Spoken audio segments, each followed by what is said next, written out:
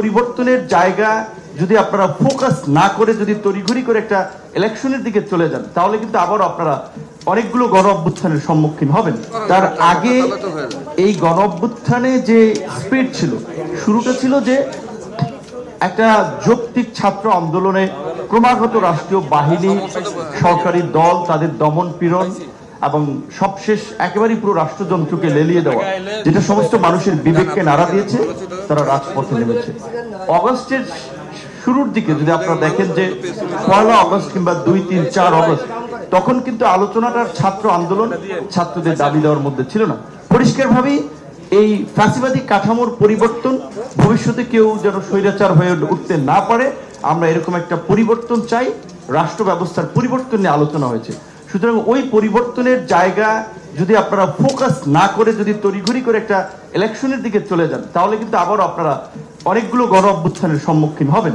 আমার যেটা মনে হচ্ছে সেই জায়গা থেকে আমি বলবো এই রাষ্ট্র পরিবর্তন বা রাষ্ট্র কাঠামো পরিবর্তন, পাওয়ার ব্যালেন্সের যে কোশ্চেনগুলো দীর্ঘদিন ধরে চলে আসছে, সেই জায়গায় কিন্তু আমাদেরকে জাতীয় ঐক্যের স্বার্থে একটা সেটেলমেন্টে যেতে হবে। যেমন ধরেন আমরা এইবার জাতীয় সাংবিধানিক পরিষদ বা এনসিসির একটা ধারণা নিয়ে আলোচনা করলাম, যাই হোক সেটা হচ্ছে না, কিন্তু তারপরে ডাবল চেম্বার বিশিষ্ট পার্লামেন্টের কথা আলোচনা হচ্ছে। ওইখানে কিন্তু এই আলোচনাটা আমরা রেখেছি যে যদি আমাদের দ্বিকক্ষ বিশিষ্ট সংসদ হয়, উচ্চ কক্ষ অন্তত পক্ষে পররাষ্ট্র নীতি কিংবা রাষ্ট্রীয় গুরুত্বপূর্ণ পলিসির ক্ষেত্রে তারা যেন একটা ভূমিকা নেয়। তো এইখানে এই ধরনের কিছু পদক্ষেপের মাধ্যমেই কিন্তু আপনারা জাতীয় ঐক্যের মাধ্যমে নিরাপত্তাকে সুসংহত করতে পারেন। জাতীয় নিরাপত্তার জন্য আমাদের যে বিষয়টি বারবার আলোচনা আসছে, আমাদের পার্বত্য চট্টগ্রাম অঞ্চলে আমরা তো 72-এর পর থেকেই, দেশ স্বাধীনের পর থেকেই ওই অঞ্চলে একটা অস্থিরতা দেখে আসছি। 50 বছরে কিন্তু আপনারা নিরসন করতে পারেন নাই।